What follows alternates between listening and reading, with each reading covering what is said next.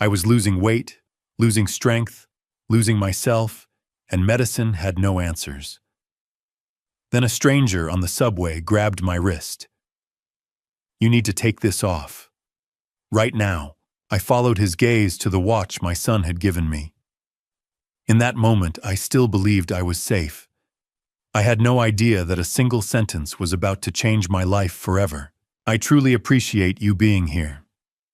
Hello to everyone who made it this far. Let me know in the comments where you're listening from, and if you've ever experienced a moment where a small detail changed everything. This story starts with a gift that didn't feel dangerous until it was. Sometimes the smallest things carry the biggest consequences. Also, just so you know, certain details have been adapted for educational and storytelling purposes, and any similarities to real people or places are unintentional, while the lesson itself remains meaningful. Every morning I woke up fighting the urge to vomit. It started just like that, no warning, no build-up.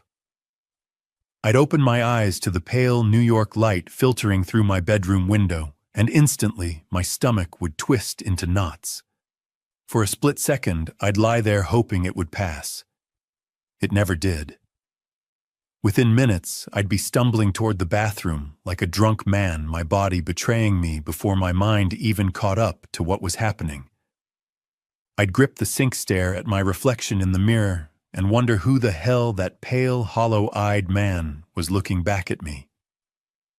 I'm Michael Harrison. At 68 years old, I'd spent the last 4 decades building something real, a real estate empire that started small in the 90s and grew into something I was genuinely proud of. I owned a solid apartment building in Manhattan, managed rental properties across the 5 boroughs, and I'd done it all by showing up every single day, by being the kind of guy people could count on, by knowing when to negotiate and when to walk away. Success in business is about reading people, understanding what they want, before they even know it themselves. I'd always prided myself on that skill. I thought I could read a room, read a contract, read a person's intentions just by looking into their eyes. But that morning, nausea.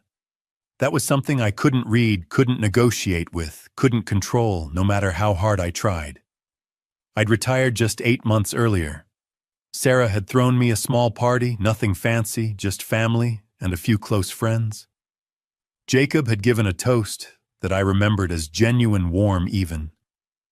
We'd talked about finally having time to travel to enjoy the life we'd built. I'd imagined golf on weekends, maybe taking a trip to Europe with the kids, finally reading all those books I'd bought and never opened. I'd imagined peace. Instead, I got this. My doctor, a competent man named Dr. Richardson, who'd been my primary physician for 15 years, ran a battery of tests. Blood work came back clean. Liver function, kidney function, cholesterol levels, glucose, thyroid, all normal, all textbook, perfect for a man my age. He checked my heart with a stethoscope, listened to my lungs, took my blood pressure 3 times, because the first reading seemed slightly elevated. Everything was within acceptable range. "Maybe it's stress," he suggested, leaning back in his leather chair with that well-rehearsed physician's smile, the one that says, "I've seen this before. Trust me, you're fine. You just retired. Your body's adjusting to the change. The mind can do funny things when it loses its routine." Stress. Right. I'd managed million-dollar deals without flinching. Negotiated with banks during the 2008 crisis, when everyone around me was panicking, and now my body was supposed to fall apart. Because I finally had time to breathe, because I wasn't running from meeting to meeting anymore. I lived with my 2 kids, Jacob, my son, and Sarah, my daughter. Jacob was 35, self-employed, always seemed to have something going on in the business world, though I'll admit I didn't always understand the details. He'd moved back in about 6 months after I retired, claiming he needed to save on rent while he built up his portfolio. Sarah was 32, the family counselor by nature, the type of person who actually listened when you talked, who remembered details you'd mentioned weeks ago, who cared when you said you weren't feeling well. She worked in graphic design from home, which meant she was around most days. They'd both expressed concern about my condition in their own distinct ways. Jacob kept asking if I needed anything, kept checking in, sometimes popping his head into my room to see if I was okay, if I wanted him to pick up medicine or groceries. Sarah sat closer to me during dinner, watching my face like she was trying to diagnose me herself, like she could read the sickness in my eyes, if she just looked hard enough. There was something in her expression that I couldn't quite place, concern mixed with something else. Suspicion, maybe, but about what? But nothing changed. The mornings kept coming with their brutal regularity, and my stomach kept rebelling against me like it had its own agenda. I'd see other doctors, a gastroenterologist who ran scope procedures that found nothing, a neurologist who tested my reflexes and my cognitive function and declared me sharp as a tack, an endocrinologist who checked every hormone, every metabolic marker. I'd take medications that didn't work, try diets that made no difference, cut out caffeine and dairy and gluten just to see if something would stick. And every single time I'd leave a clinic with the same hollow feeling that nobody could explain what was happening to my body, that it existed in the spaces between what doctors could measure and what they couldn't. The weight started dropping off. I'd lost maybe 12 pounds in the first month, then another 8 pounds the next month. My clothes hung loose on me. My face looked different, gaunt, older somehow. I'd catch glimpses of myself in mirrors and barely recognize the man staring back. That's when the fear really set in. Not the fear of being sick I could handle, that could manage illness if I understood what it was. But this was different. This was the fear of the unknown, the terror of something happening to you that had no name, no explanation, no cure. It was the fear that something fundamental had broken inside me, something that existed in the darkness that modern medicine couldn't quite reach or illuminate. I'd spent my whole life in control. I made decisions, steered situations toward favorable outcomes, navigated uncertainty with confidence. But this was something happening to me, not something I was doing. I was a passenger in my own body, and the driver had no idea where we were going. I remember standing at my bathroom window one morning, staring at my reflection in the glass. I barely recognized myself. My skin had taken on a grayish, washed-out tone, the color of old newspaper. My eyes had lost that sharp edge, that gleam of certainty I'd always known. There were shadows under my eyes that no amount of sleep could erase. I looked like a man who was disappearing, slowly fading into something less than himself. Less than human, even. That's when I decided to take the subway that afternoon. I needed air. I needed to get out of the apartment, away from the concerned looks from Jacob and Sarah, away from my own spiraling thoughts, away from the bathroom where I'd spent so much of my time lately. I needed to feel like myself again, even if just for an hour. I needed to remember who I was before all of this started. I put on a light jacket, checked that I had my wallet and keys, old habits from my working days, and headed out into the Manhattan afternoon. The sun was bright, almost aggressive in its brightness. The streets were crowded with the usual mix of tourists and New Yorkers, all of them moving with purpose, all of them looking healthy and solid and real in a way I didn't feel anymore. I took the subway downtown. I wasn't going anywhere specific. I just wanted to ride, to watch the city pass by, to be among people without having to talk to them or explain myself to them. That was the thing about the subway in New York. You could be completely alone, even when you were surrounded by hundreds of other people. Everyone was in their own world, their own crisis, their own small drama. If I'd known then that my life was about to change forever, that a complete stranger on a crowded train would say something that would freeze my blood and set everything in motion, that this simple decision to get some air would become the hinge upon which my entire existence would turn, I might have stayed home. But sometimes the universe has its own plans. Sometimes it puts you exactly where you need to be, exactly when you need to be there, even if you don't know it yet. Sometimes a stranger becomes your savior. But before I got on that subway, before I met the stranger who would change everything, there was a time when life felt perfect. Or at least it felt like it should be perfect. I'd spent months after my retirement trying to adjust to the rhythm of a man with nowhere to be.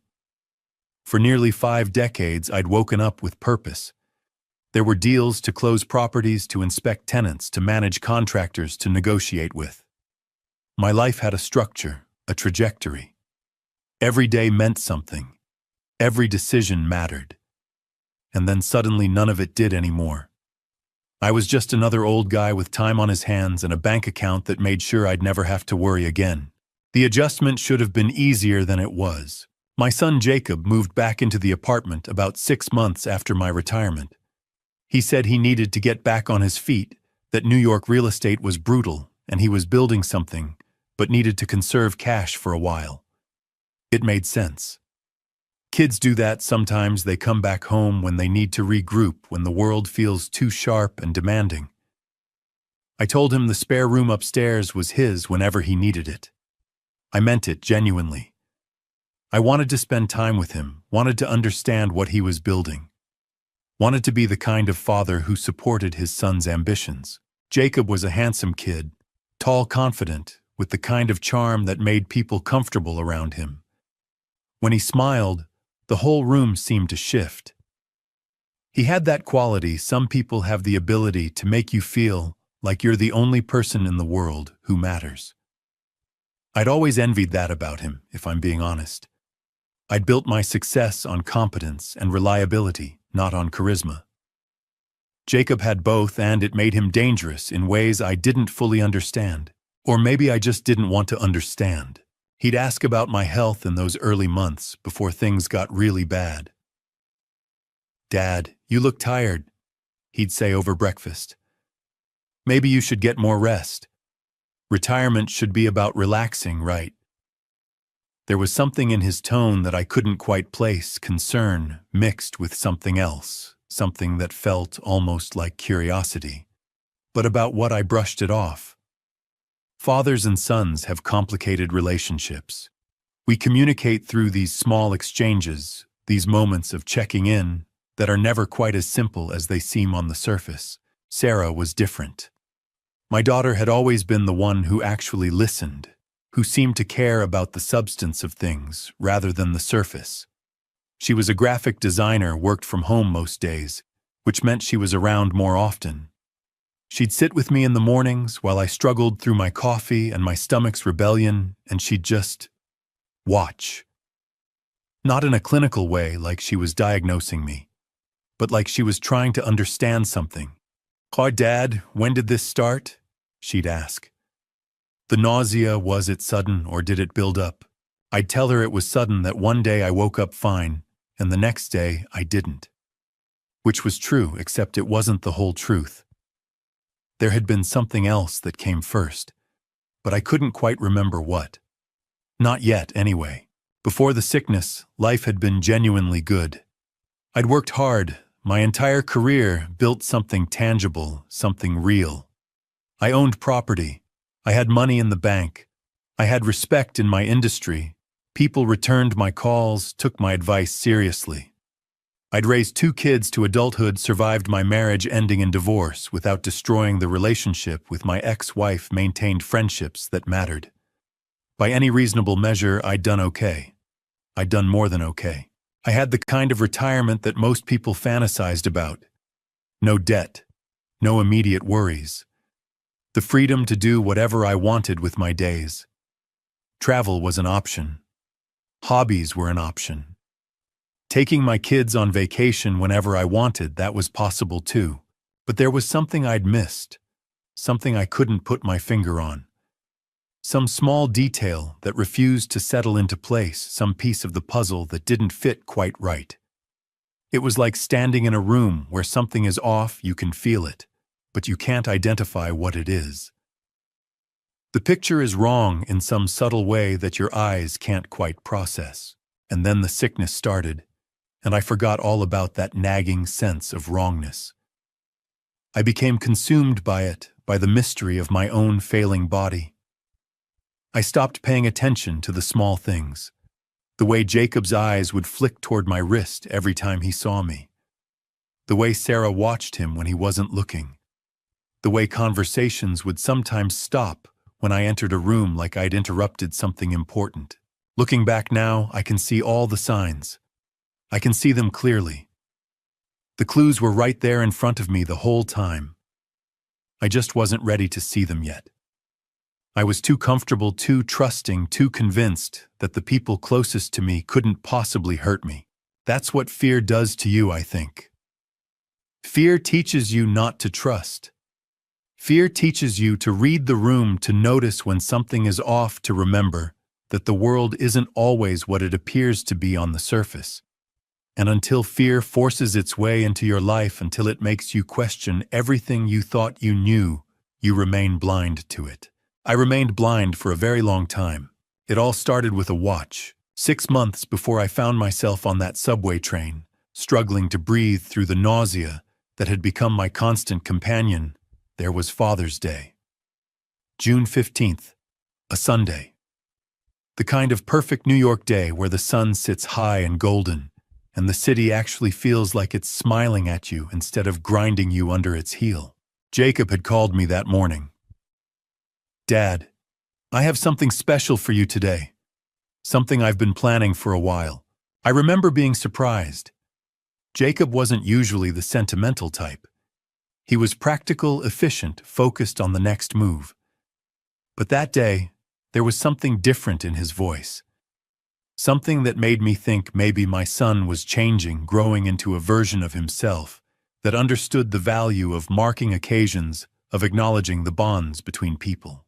We had dinner at the apartment, nothing fancy, just the three of us, Jacob, Sarah, and me. Jacob had actually cooked, which was rare. He'd made my favorite, a simple grilled steak with roasted vegetables the way I liked it. There was a bottle of wine open on the table, good wine, the kind you don't usually drink on a random Sunday.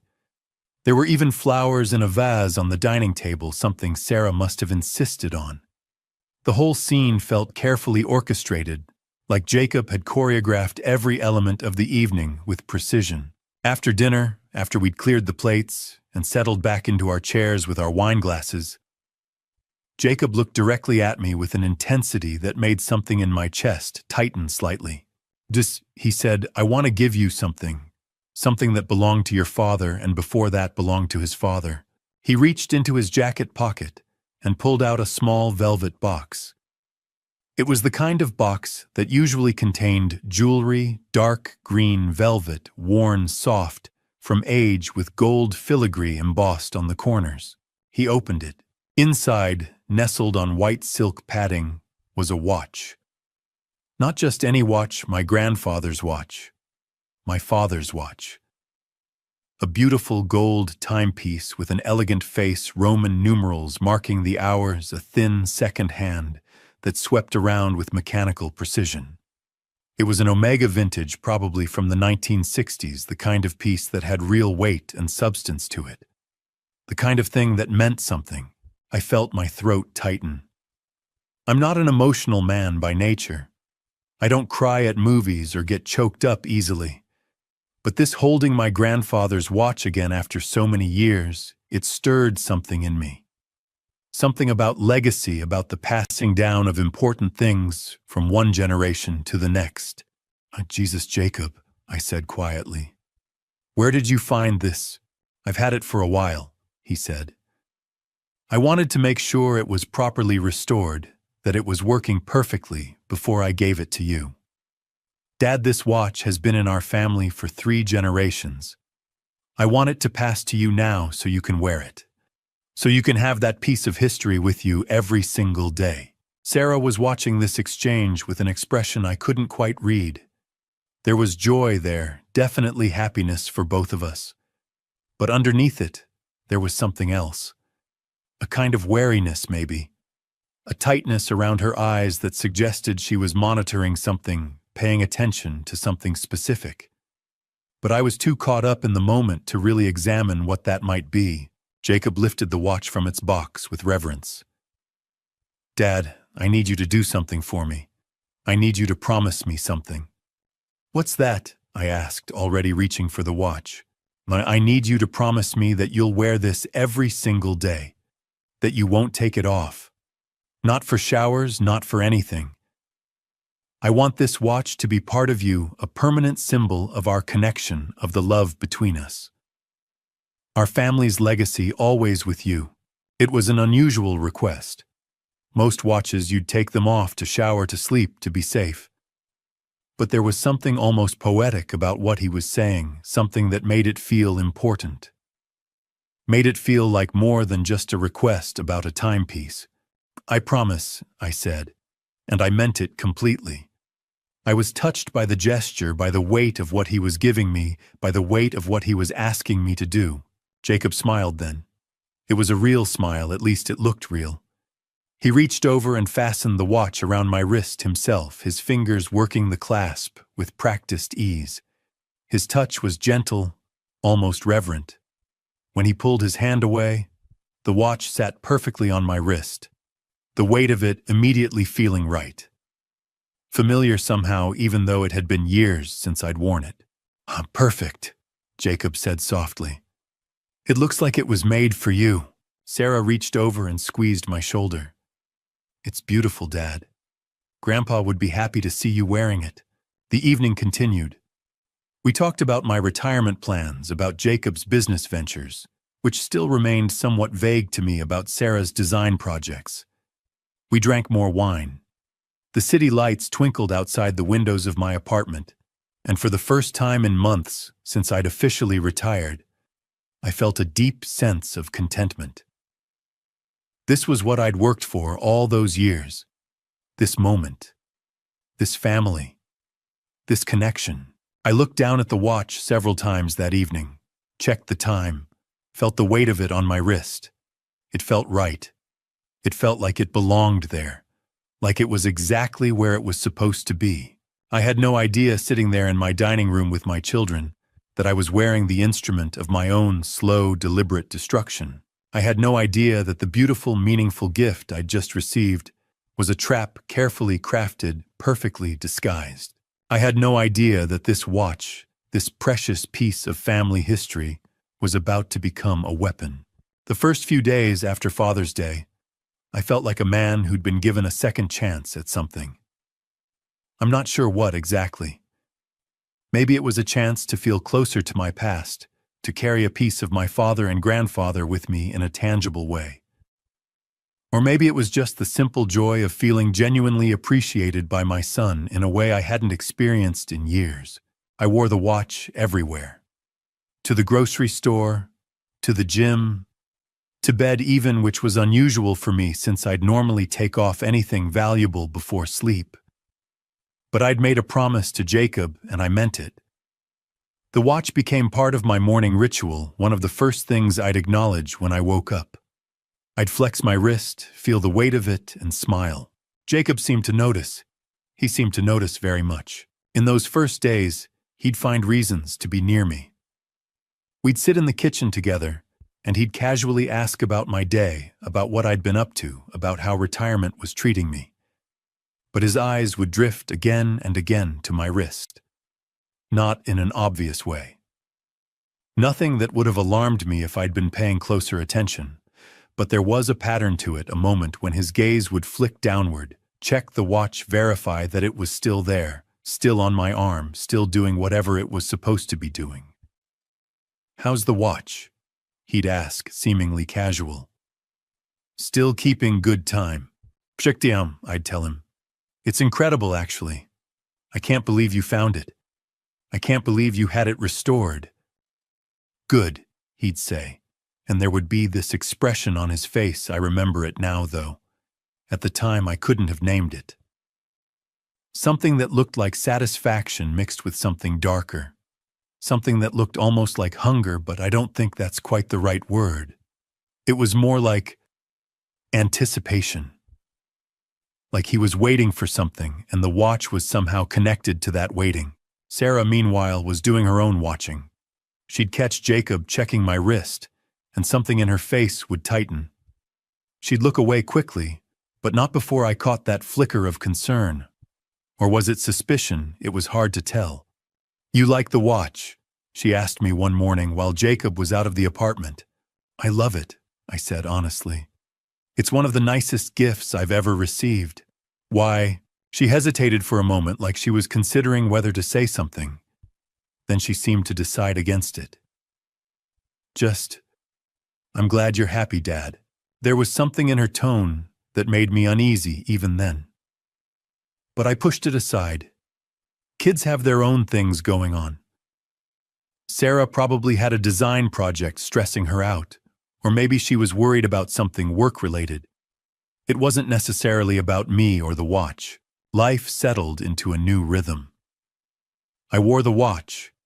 Jacob would check on it periodically, always with the same casual air, always with his eyes drifting downward for that brief moment of verification. Sarah would watch Jacob watching the watch, and she'd bite her lip and say nothing. And I felt connected. To my family, to my past, to something larger than myself. This was what I'd imagined retirement would be like, a time when the relationships mattered more than the work, when I could simply exist in the presence of people I loved and feel grateful for their company. I remember one evening particularly clearly. We were all in the living room, Jacob, Sarah, and me. Jacob was on his phone scrolling through something, but he'd look up at me every few minutes. Sarah was reading a design book, but I could tell from the tension in her shoulders that she wasn't actually absorbing the content. She was paying attention to Jacob, to us, to something that I still couldn't quite perceive. You know what?" Jacob said, suddenly looking up from his phone. "I'm really glad you like the watch, Dad. It means a lot to me." "Of course I like it," I said. "It's perfect. It's been in our family for generations. I'll pass it on to you or Sarah eventually when the time comes." Jacob's expression shifted for just a moment, a flicker of something I couldn't quite identify. Then he smiled, and it was like a cloud passing in front of the sun. "Yeah," he said. "Eventually." But there was something in the way he said it that made my skin prickle. Something that felt like a threat or a promise or something in between that I didn't have a name for. That night, I lay in bed with the watch still on my wrist, and I found myself wondering for the first time whether something was genuinely wrong or whether I was just being paranoid. Retirement had made me anxious in ways I wasn't used to. Without work to focus on, my mind was starting to imagine problems where there might not be any. Or maybe there were problems, and I just wasn't ready to see them yet. Maybe I was more blind than I wanted to admit. The next morning, I woke up feeling slightly nauseous. I told myself it was something I'd eaten the night before. I told myself it would pass. I got out of bed, showered, dressed, and tried to ignore the way my stomach seemed to be working against me, the way my body seemed to be sending me a signal that I wasn't quite ready to receive. I went downstairs, made myself coffee, and sat at the kitchen table. Jacob was already there eating breakfast, and when he saw me, his eyes immediately went to my wrist. He checked the watch, saw that it was still there, and then he smiled. It was the kind of smile that makes you uncomfortable, even if you can't explain why. 1 week after that Father's Day dinner, I woke up in the pre-dawn darkness with a strange sensation in my stomach. It wasn't pain exactly. It was more like pressure. Like something inside me had shifted slightly out of alignment, and my body was sending a distress signal that I didn't yet know how to interpret. I lay there for a moment, very still, trying to understand what was happening. The watch on my wrist ticked steadily, keeping perfect time, keeping watch over me in the darkness of my bedroom. Then the sensation intensified. I stumbled out of bed and made my way to the bathroom, moving quickly but carefully, like I was navigating through water. I gripped the sink and waited. My stomach twisted. My throat tightened. And then mercifully, the feeling began to subside. It didn't disappear completely. There was a lingering queasiness, an uncomfortable awareness of my own body that I usually don't have to think about. But the acute discomfort eased. I brushed my teeth, splashed water on my face, and looked at myself in the mirror. I looked fine. Tired maybe, but that was normal for a man my age. Nothing suggested that something was fundamentally wrong with me. I went downstairs and made coffee. The smell of it was comforting, familiar, one of the small rituals I'd allowed myself to keep from my working life. I sat at the kitchen table and waited for the nausea to fully pass. It did eventually, leaving behind only a faint memory of discomfort, like a bad dream you mostly forget as soon as you're awake. By the time Jacob came downstairs, I'd convinced myself it was nothing. Bad seafood from the restaurant we'd ordered from the night before, probably. Or maybe my stomach was just adjusting to retirement, to the different rhythm of my days. Stress manifests in strange ways in the body. I knew that from my years managing business deals and navigating difficult negotiations. The mind and body are more connected than most people realize. "Morning, Dad," Jacob said, pouring himself a cup of coffee. His eyes were sharp, alert, not the eyes of someone who'd just woken up, but the eyes of someone who'd been waiting for something. He glanced at me, then at my wrist, at the watch, at the golden circle that never left my arm. I didn't notice the significance of that glance at the time. "Morning," I replied. "Sleep well?" "Really well," he said. He was watching me carefully, paying attention to my face, my demeanor, my body language. "How are you feeling?" "You look a little off." "I'm fine," I said, and it was true, or at least it was true in the moment. "Just a weird stomach thing this morning. I think the food last night didn't agree with me." Jacob nodded slowly, like he was absorbing this information, filing it away, comparing it to some data he'd already collected. "That happens," he said. "Your body gets more sensitive as you get older. Has to be more careful about what you put in it." There was something in the way he said it that felt odd to me, but I couldn't quite put my finger on what. It was like listening to someone speak a language you almost understand. You catch the individual words, but the deeper meaning remains slightly out of reach. Sarah appeared a few minutes later, already dressed for the day, and she looked between Jacob and me with an expression that suggested she'd picked up on something I'd missed. Her eyes lingered on my wrist for just a moment before she looked away. "Dad, you okay?" she asked. "You look pale." "I'm fine," I said again. "Just a little stomach trouble this morning." Sarah exchanged a glance with Jacob that I found somewhat strange, though I couldn't have explained why. It was like they were communicating in a language that only they understood, sharing a moment of understanding that I wasn't part of. The nausea didn't return for a few days. By the end of the week, I'd almost forgotten about that morning entirely. Life had settled back into its comfortable rhythm: coffee in the morning, a walk around the neighborhood, lunch, a bit of television, in the afternoon dinner with my kids. Retirement was starting to feel like what I'd imagined it would be. Then it happened again. This time it was worse. The nausea hit me harder, lasted longer. I was in the bathroom for nearly 45 minutes, my body convincing me that something serious was wrong, that I needed to get medical attention immediately. By the time it passed, I was shaking, my shirt damp with sweat, my head throbbing with a low-level pain that seemed to radiate from behind my eyes. I called my doctor's office and made an appointment for later that week. The receptionist seemed unfazed by my symptoms. "Sounds like gastroenteritis," she said breezily. "Should resolve itself in a few days. But come in if it gets worse." It was only after I'd hung up that I allowed myself to feel genuinely worried. This wasn't normal. This wasn't just bad seafood or retirement stress. Something in my body was genuinely malfunctioning, and I had no idea what it was. I stood in my bedroom, looking at myself in the mirror, and for the first time since I'd put on the watch, I felt something shift in my chest. A small tightening. A warning that something I wasn't ready to acknowledge was beginning to take root inside me. I looked down at my wrist, at the beautiful golden watch that Jacob had given me. The watch that I'd promised to wear forever. The watch that I couldn't take off even if I wanted to. The watch that was somehow impossibly connected to this growing wrongness in my body. But I didn't know that yet. I couldn't have known it. I just knew that something was changing. Something was beginning, and I had no idea how to stop it. Dr. Richardson's office was on the Upper East Side, a 15-minute cab ride from my apartment. I'd been going to him for 15 years, ever since I'd moved to New York full-time and needed someone to manage my health.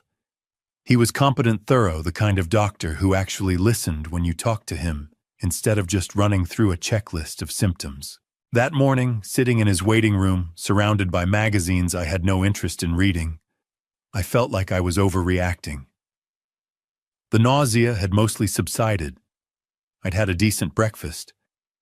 Maybe this whole thing was just my body adjusting to a new rhythm, like Dr. Richardson would probably say.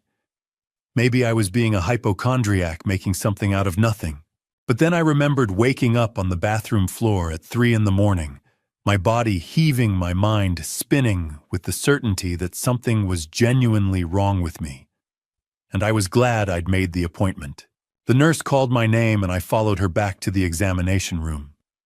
She took my weight. I'd lost a few pounds since my last visit 6 months ago, and my blood pressure.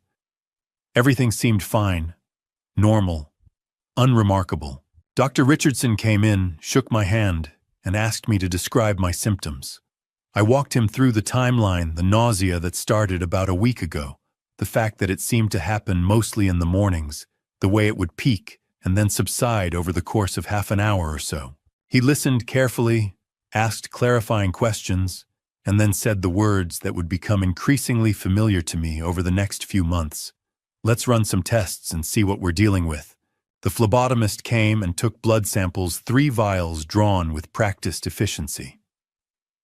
I watched the blood flow into the containers and tried not to think about all the ways a body could go wrong, all the diseases and conditions that could be lurking in your system without you knowing it. The nurse gave me a cup for a urine sample. "Bathroom's down the hall," she said cheerfully, like I was collecting a souvenir instead of proving my body's chemical composition to a medical professional. Then came the cardiac workup. Dr. Richardson listened to my heart, with a stethoscope asked me to take deep breaths, watched my chest rise and fall. He took my blood pressure again 3 times actually, which made me slightly nervous, though he assured me everything looked good. He checked my reflexes with a small rubber hammer, had me follow his finger with my eyes as he moved it in various directions. "How's your energy level?" he asked. "Not great," I admitted. "I've been more tired than usual." He nodded, made a note on his chart. "That could be related to the nausea. Dehydration, malnutrition, even mild cases can make you feel run down. The whole examination probably took 20 minutes, but it felt longer. It felt like being dissected, like my body was being read like a book, and the doctor was trying to decipher the text to figure out what was wrong with me. When he finally stepped back and said, "I think we've got everything we need," I felt a wave of relief wash over me. At least now we'd have some answers. "When will the results come back?" I asked. "She'll give us 3 to 5 business days," he said. "We'll call you as soon as we have anything to report." 3 to 5 days. A window of time where I didn't have to think about this, where I could pretend everything was fine. I left the office and took a cab back home, feeling oddly lighter than I had in days. At least I was doing something. At least I'd taken action. The results came back 4 days later. Dr. Richardson's nurse called in the late afternoon, said everything looked normal. Blood work was clean. Urine was clean. Heart was functioning perfectly. Blood pressure was slightly elevated, but nothing concerning for a man my age. "Dr. Richardson would like to see you, though," the nurse said. "Just to do a quick follow-up and discuss what might be causing the symptoms." I went back to the office the following Monday. Dr. Richardson was his usual professional self, but I could see a faint line of confusion between his eyebrows as he reviewed my chart. Everything looks fine, Michael, he said. And I mean that genuinely fine. Your blood work is excellent. Your cardiac function is excellent. You don't have diabetes, you don't have thyroid issues, you don't have any of the common culprits that cause nausea in men your age. So what is it? I asked. He leaned back in his chair, his fingers steepled together thoughtfully. That's the tricky part. Without a clear, organic cause, we're probably looking at something stress-related. Have you had any major life changes recently? Well, I retired about 8 months ago, I said. There you go, he said, nodding like this explained everything. That's a significant transition, Michael. More significant than most people realize. You've structured your entire adult life around work, around having a purpose and a routine. Suddenly, all of that changes. Your body reacts to that kind of disruption. Stress manifests in unexpected ways. He prescribed me an antacid to take as needed, recommended that I try relaxation techniques, meditation, yoga, that sort of thing, and told me to come back if the symptoms got worse. I left his office feeling oddly unsatisfied. Not exactly relieved, but not exactly worried either. There was something unsettling about having every test come back normal when you know that something is genuinely wrong with you.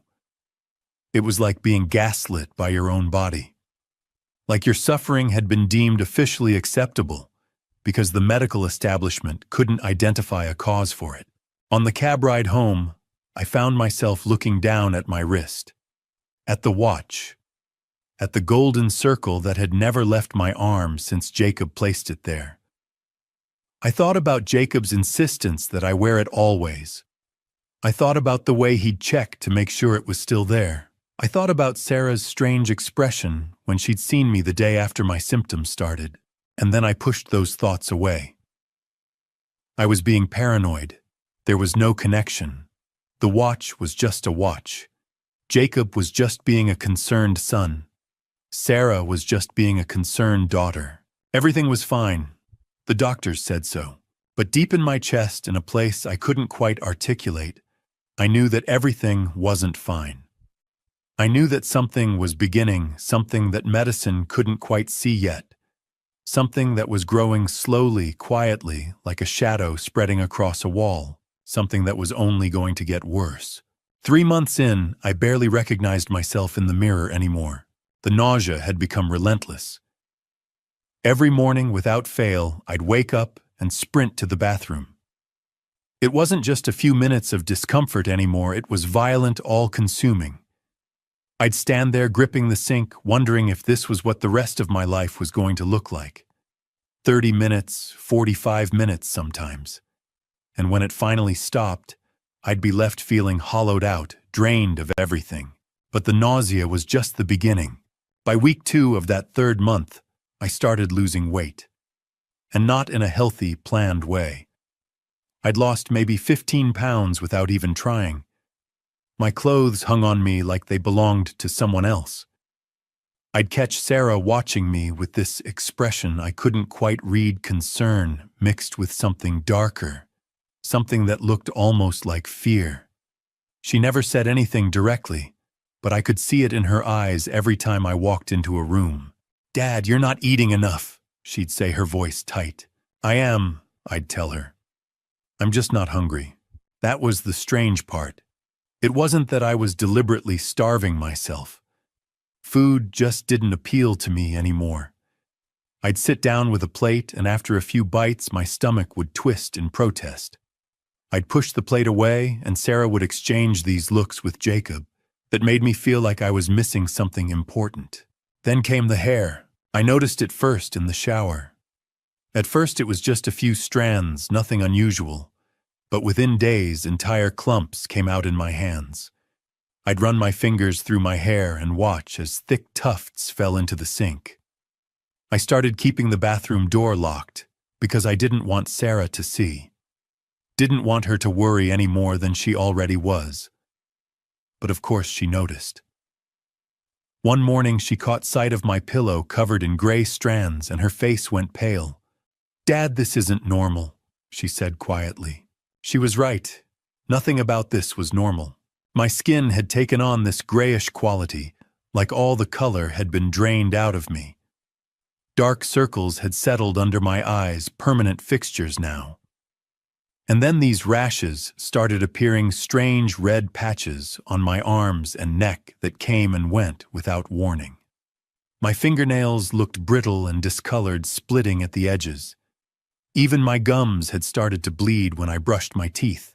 The headaches were relentless. They'd start sometime in the afternoon and linger into the evening, a dull throb that no amount of aspirin could touch. I'd lie in bed at night, staring at the ceiling, wondering what was happening to my body. This wasn't just stress. This wasn't retirement adjustment. This was something else entirely. 4 different doctors. That's how many I saw over the course of those 3 months. Dr. Patterson ran every test he could think of. Blood work, urinalysis, EKG, chest X-ray. Everything came back normal. Your heart's strong, Michael. Your lungs are clear. Your blood pressure is elevated, but nothing we can't manage. Dr. Patterson suggested it might be thyroid-related. More tests. All normal. Dr. Rashid wondered if it could be some kind of autoimmune issue. More blood work. Nothing. The last doctor, a gastroenterologist named Dr. Foster, sat across from me with this look of genuine confusion. I don't have an explanation for what you're describing, Mr. Harrison. Your system looks remarkably healthy on paper. Whatever this is, it's not showing up in any of the standard tests. I felt like I was going insane. I wasn't imagining these symptoms. I could feel them, every single one, all the time. My body was screaming that something was wrong, desperately wrong, but modern medicine couldn't find a single thing to confirm it. I started to wonder if maybe the doctors were right, if maybe it really was all in my head. But Sarah knew better. One evening in the kitchen, I caught her studying me with that worried expression. I tried to smile to reassure her that her old man was going to be fine, but the smile probably looked more like a grimace, the face of a man who's barely holding it together. "Dad," she said, stepping closer. "Something's really wrong. We need to figure out what it is." I wanted to argue with her, to tell her I had it under control. But the truth was I didn't. I felt like I was fading away day by day, and nobody could explain why. The watch was still on my wrist. Jacob had made sure I understood how important it was that I never take it off. Every time I thought about removing it, I'd remember his face, that expression of love and concern, and I'd leave it right where it was. I had no idea that the real nightmare was only just beginning. It was Sarah who finally forced me to confront what was happening. She caught me one afternoon, sitting in the living room, staring at nothing. I'd lost track of time, couldn't tell if it had been 5 minutes or 50. My hands trembled slightly in my lap, and I didn't even have the energy to pretend I was okay anymore. "Dad," she said, sitting down next to me on the couch. Her voice was gentle, but there was steel underneath it. "We need to talk." I knew what was coming. I'd been waiting for it. "You're not okay." She continued, not bothering with pleasantries. Sarah had always been direct. That was her mother's influence, I suppose. "And I'm scared. I'm really scared for you." "I know you are," I told her. "But I'm handling it." "Are you?" She turned to face me fully. "Because from where I'm sitting, it looks like you're disappearing. Your hair's falling out. You've lost so much weight. You can barely keep food down. And you're telling me the doctors can't find anything wrong." "That's exactly what I'm telling you." She was quiet for a moment, choosing her words carefully. "Dad, have you considered that maybe this isn't physical? Maybe your body's responding to something emotional?" There it was, the question I'd been dreading. "Sarah."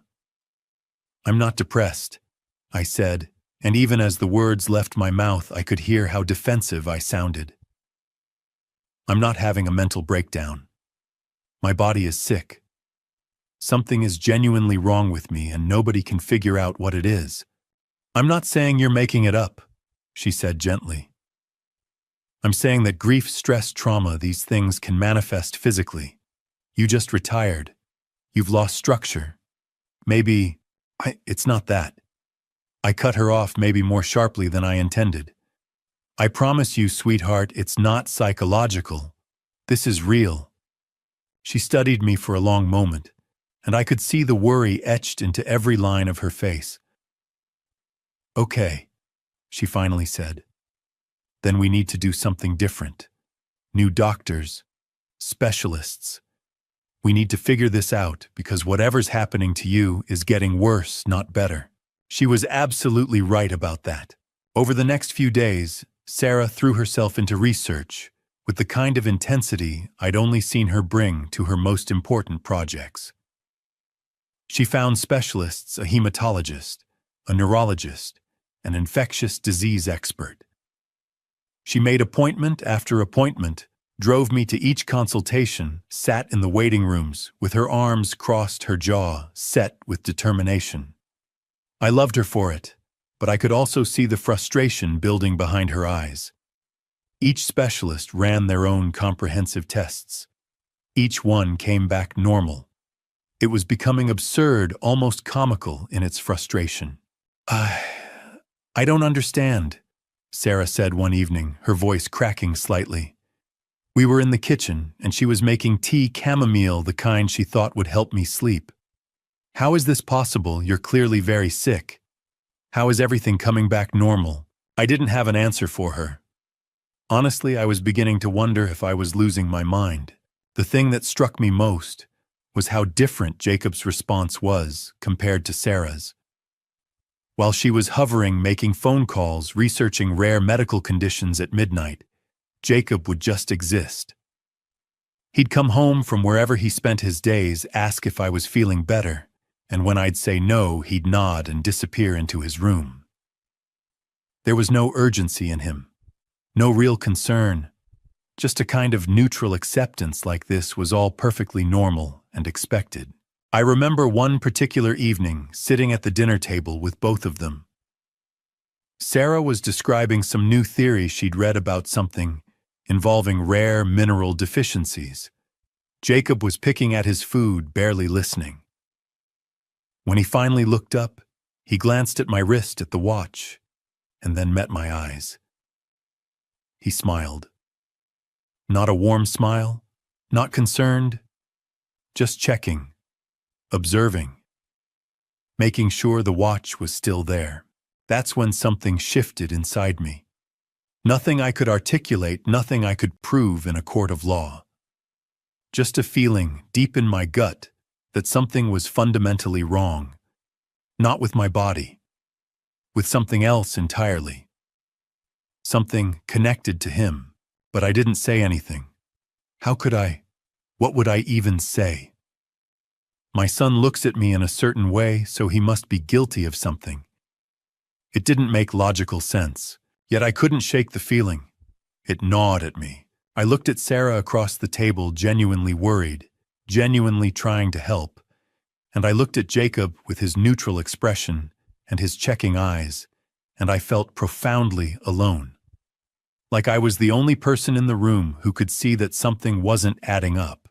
I'm going to figure this out, I told Sarah quietly. I don't know how yet, but I'm not going to give up. She reached across the table and squeezed my hand firmly. I know you won't, Dad, and I'm here with you. We'll figure it out together. I wanted to believe that.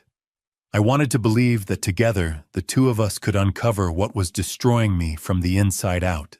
But I was beginning to suspect that the answer wasn't going to come from a laboratory or a doctor's office. It was already sitting across from me, smiling, that empty smile, wearing my trust like a weapon. But I didn't know that Jacob had prepared something else, something far worse than what was already happening. 4 months into wearing that watch, my deterioration accelerated in ways I couldn't explain. It wasn't gradual anymore. It was violent. It was like someone had hit fast forward on my decline, and my body was struggling to keep up with the destruction. The first time I noticed something had changed, it was a Tuesday morning. Jacob had set out my coffee on the kitchen counter like he always did. He'd taken to doing that over the past few weeks, being helpful, attentive, almost eager to assist. I appreciated it at the time. I was too weak to make coffee myself most days anyway. I drank it the way I always did. Black, no sugar. Still warm from the pot. Within an hour, my stomach started twisting violently. At first, it was just uncomfortable, a cramping sensation that reminded me of food poisoning. I thought maybe I'd eaten something bad the night before, but then it got progressively worse. Much worse.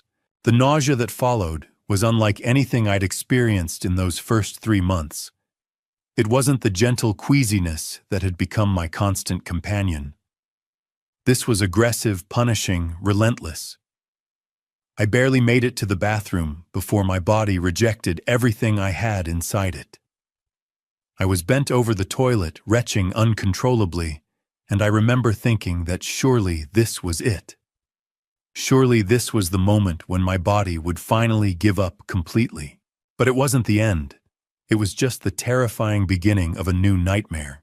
For the next 3 days, my digestive system seemed to turn against me with deliberate cruelty. Every time I tried to consume something, soup, crackers, plain toast, my body would reject it violently within minutes. And it wasn't just simple rejection. It was violent expulsion accompanied by sharp stabbing cramping in my abdomen that made me cry out in pain. I was losing fluids faster than I could possibly replace them. My lips started cracking and bleeding. My mouth felt like sandpaper.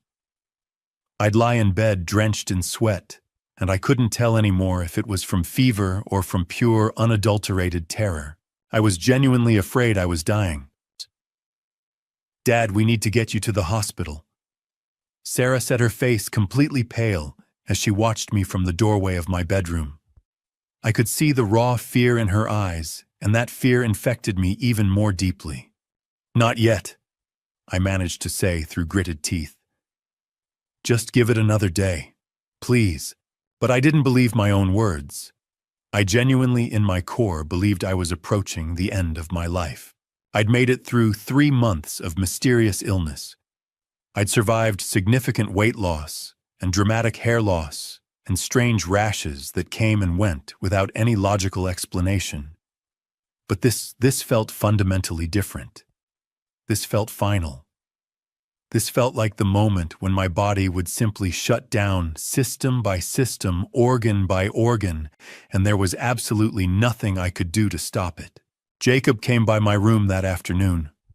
I remember the way he looked at me, really looked at me lying there in bed, hollow-eyed and trembling uncontrollably. He didn't say anything for a long moment. He just stood in the doorway, silently observing. Then he asked if I needed anything at all. "Water." I croaked my voice, barely recognizable as my own. "And maybe some ginger ale if we have it." He brought both to me without hesitation.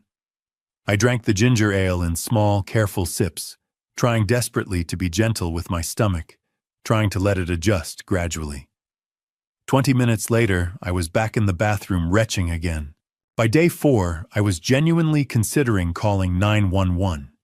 I was absolutely convinced I had some kind of severe bacterial infection, E. coli salmonella, something deadly that had infiltrated my system and was systematically destroying me from the inside out. But every time I picked up my phone, something stopped me. Pride, perhaps. Or just overwhelming exhaustion. I didn't have the energy to endure another hospital visit, another round of comprehensive tests that would inevitably come back completely normal. So I suffered. I suffered in my bed. I suffered in my bathroom at all hours. I suffered in the dark hours of the night when Sarah was asleep, and nobody could possibly see how deteriorated my condition had become. What I didn't know, what I absolutely couldn't have known, was that this wasn't a natural infection at all. This wasn't an illness progressing according to its own biological timeline. This was deliberate. This was calculated. This was intentional. Someone was actively doing this to me. And that someone was living under my roof, sleeping in a bedroom down the hall, eating meals at my table. I couldn't understand it then. I was far too sick and far too confused to comprehend what was actually happening to my body. But looking back now, I can see the pattern with stunning clarity. Jacob had been patient with the watch, initially letting the poison accumulate slowly, subtly building up inside my system over many months. But then something must have changed his mind about the timeline. Maybe he thought I was deteriorating too slowly. Maybe he was growing impatient. Maybe he wanted to accelerate the process dramatically, so he'd introduced a new element into the equation. Something faster, something more aggressive, something designed to overwhelm my system quickly. By the end of that brutal week, I'd lost another 8 pounds. I could feel my ribs protruding through my shirt clearly. My hands looked skeletal, all skin stretched tight over bone and prominent blue veins. I was a shadow of the man I'd been just a few months before. I was a dying man, and everyone around me knew it. Sarah was insisting I go to the emergency room. She was threatening to call an ambulance if I didn't cooperate. Jacob remained patient, calm, consistently asking if there was anything he could do to help ease my suffering. And I was sitting in the middle of it all, far too sick and far too confused to understand what was actually occurring. Too trusting to suspect that the poison wasn't originating from my body's own internal betrayal. Too innocent to realize the truth. It was coming deliberately from someone I genuinely loved deeply. Someone I was supposed to trust implicitly with my life. That's when Sarah discovered everything. It happened on a Wednesday afternoon. She'd gone into Jacob's room looking for something he'd borrowed from her, a charger, I think, or maybe a book. She didn't go in there often. Jacob had always been private, territorial about his space. But this time she needed something, and she didn't think twice about searching for it. That's when she saw it. Half hidden under a pile of dirty clothes on his desk, a small cardboard box with a skull and crossbones printed prominently on the side. The kind of box you don't mistake for anything else. The kind of box that makes your blood run cold the absolute moment you see it. Sarah told me later that her hands had been visibly shaking as she picked it up carefully. The box was nearly empty. Most of its contents had already been used for what she couldn't initially imagine. Or maybe she could imagine it all too well, and that realization was even worse than not knowing. She stood there in that room holding that box, and suddenly everything made perfect sense. Every single piece of the puzzle that had been scattered across months of confusion suddenly clicked into place with horrifying clarity. The watch. The way Jacob always checked to make sure I was still wearing it. The sudden dramatic escalation of my symptoms. The way he'd been making my coffee every single morning. The strange, cold way he'd looked at me when I was at my absolute worst, lying in bed, barely conscious, barely alive. My own son. The realization hit her like a physical blow. Sarah found me in my room that evening. I was sleeping, or trying to. The pain had gotten so unbearable that sleep was almost impossible to achieve. But I must have drifted off at some point because I woke to find her sitting carefully on the edge of my bed, her face completely ashen, her eyes red from crying. "Dad," she whispered, her voice trembling. "We need to talk. Right now." I could hear the raw fear in her voice. I could see it etched into every line of her body. Something had happened. Something terrible had been discovered. She told me what she'd found, speaking slowly and carefully. I remember not fully understanding at first. My mind was too foggy, too completely broken down by illness to process what she was telling me. But she said it again, word by word, making absolutely sure I understood every single thing. Jacob had been poisoning me. The watch, the coffee, both of them. He'd been systematically, deliberately, and methodically destroying my health from the inside out for months now. I should have felt shock. I should have felt complete betrayal. But mostly I felt something else entirely: confirmation. Because some part of me had already known this truth. Some deep instinctive part of my consciousness had sensed that the danger wasn't coming from outside my home. It was coming from inside, from within my own family, from someone I'd raised with my own hands, someone I'd trusted completely and unconditionally. "We have to call the police," Sarah said immediately, her voice shaking with fear. "We have to tell them everything right now." But even as she said those words, I could see her hesitation clearly written across her face. I could see the internal war happening inside her. This was still her brother, no matter what he'd done. This was still family. And as much as she knew what he'd done, as much as she understood the horrifying truth, part of her was still struggling desperately with that impossible reality. "And if we call the police," I said slowly, my voice barely above a whisper, "he's going to know we know. And if he knows that we know, then what?" Sarah's voice cracked with emotion. "He finishes what he started, Dad. He's already tried to kill you. He's already been actively poisoning you for months." She was absolutely right. Of course she was right. But we were both thinking the same terrifying thing simultaneously. What would Jacob do if he realized his carefully constructed plan had been discovered? What would a desperate man do when his entire scheme was about to unravel completely? Sarah left my room, and I heard her pacing in the hallway outside. Back and forth, her footsteps a constant rhythm of anxiety. I could imagine the thoughts spinning chaotically through her mind. The fear, the guilt, the impossible choice she was being forced to make. When she came back into my room, her expression had hardened considerably. The fear was still there beneath the surface, but so was resolve. So was determination. "I'm going to watch him," she said, her voice steady now. "I'm going to document everything he does, and then we're going to the police with evidence they can't possibly ignore." "Sarah, that's dangerous. That's really dangerous. It's more dangerous than letting him keep poisoning you." She shook her head firmly. "No, I'm doing this. We're doing this together, and we're going to make absolutely sure he never has the chance to hurt you again." She kissed my forehead gently, and I could feel her trembling beneath her newfound courage. My little girl was terrified, but she was also braver than anyone I'd ever known in my entire life. That night, as I lay in my bed, struggling through another relentless bout of nausea and pain, I realized that Sarah had made her choice. She'd chosen me. Not without significant cost. I could see the pain it was causing her, but she'd chosen.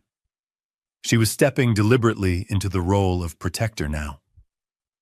She was putting herself squarely between her father and her brother's darkness, and I didn't know how to feel about that burden I was placing on her.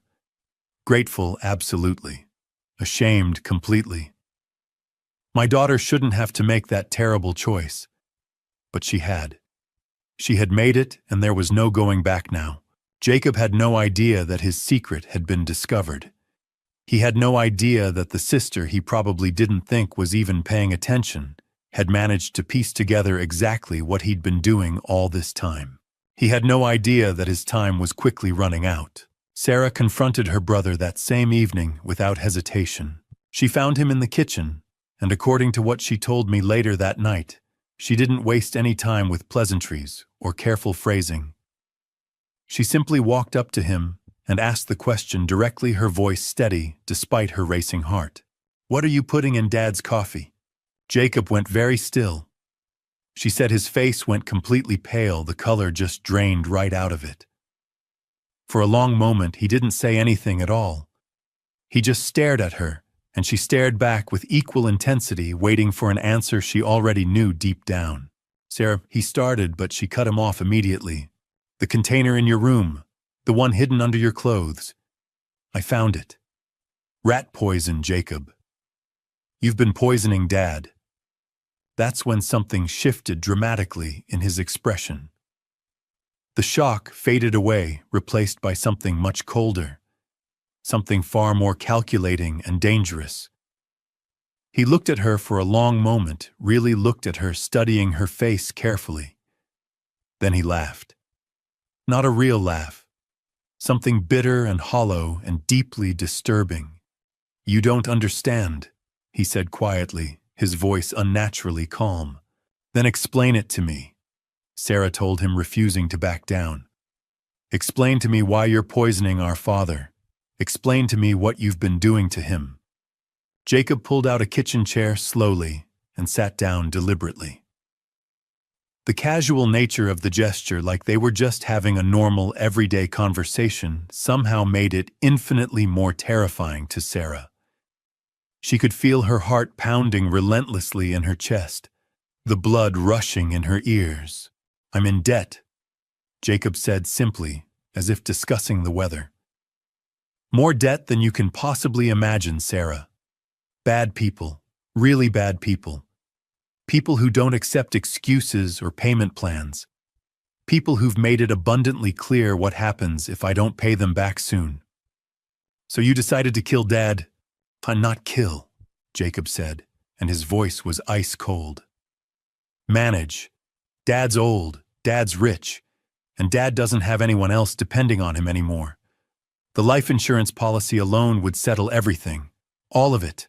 "Stop," Sarah said, and her voice cracked with emotion. "Just stop talking right now."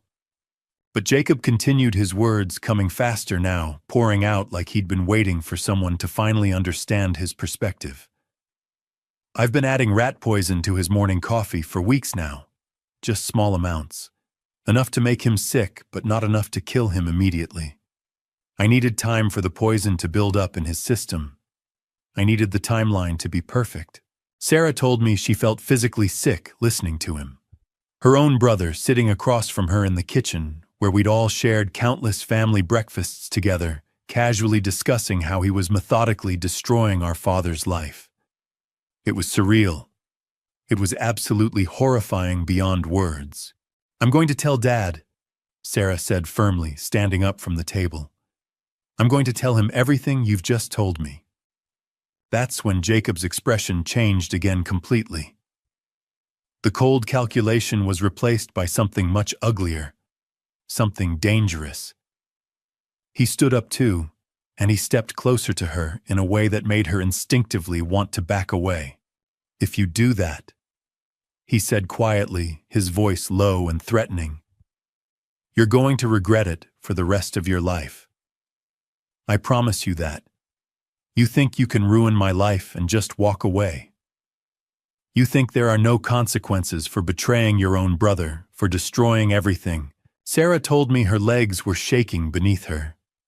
She was genuinely afraid of him in that moment. She said she'd never seen him like this, cold, menacing, capable of anything. But she also realized something absolutely crucial. She was more afraid of what would happen to me if she didn't do anything. Fear of Jacob was nothing compared to the terror of watching her father die. "I'm telling him," she said again, and this time her voice didn't waver at all. Jacob's hands clenched into tight fists at his sides. For a moment, she thought he might actually hit her. She said she was preparing herself mentally for that possibility, bracing for impact. But then he stepped back, and when he spoke again, his voice was eerily calm and controlled. "You're making a huge mistake, Sarah. When this goes to the police, when everything falls apart, you're going to lose your brother completely. Our entire family is going to be destroyed forever. And for what? To save a man who's already dying anyway. He's dying because of you." Sarah shot back without hesitation. "And I'm not going to let you finish the job.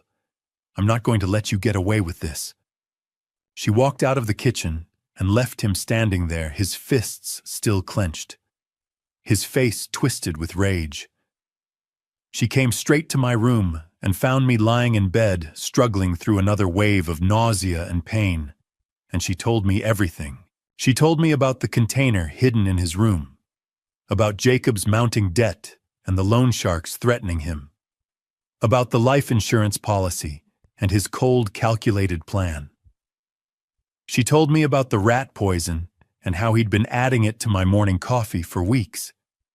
She told me how Jacob had confessed everything when confronted, and she told me about his threat. I listened to it all, my mind struggling desperately to process the betrayal, the premeditation, the sheer evil of it. My son had decided that my life was worth less than his debts. "What are we going to do?" Sarah asked, tears streaming down her face. I knew what we had to do. "We're going to the police tomorrow morning. First thing. We're going to tell them everything." Sarah nodded, and in that moment I'd never been more proud of her. But before Sarah could tell me everything, something unexpected happened. I needed to get out. That's all I knew at that moment. I needed to leave the house, leave the suffocating atmosphere, leave everything that reminded me of how dangerously close I was to the edge. I'd spent the last few weeks barely leaving my bedroom, completely trapped in a relentless cycle of pain and nausea and despair. Sarah had been wonderfully supportive, but even her presence couldn't chase away the feeling that I was slowly disappearing into nothing. So I called an old friend from my business days, someone I hadn't seen in nearly 2 years. Michael Thompson. We'd worked together decades ago before I eventually stepped away from the corporate world completely. He'd recently retired himself and had moved to Manhattan, and when I called him that morning, he sounded genuinely pleased to hear from me. "Come into the city," he said immediately. "We'll grab lunch, my treat. You sound like you could use it." Maybe he could hear it in my voice, that desperate, urgent need to feel human again, to pretend for a few hours that I wasn't slowly being destroyed by something nobody could identify or understand, no matter how hard they tried. I told Sarah I was going out. I didn't mention exactly where or why.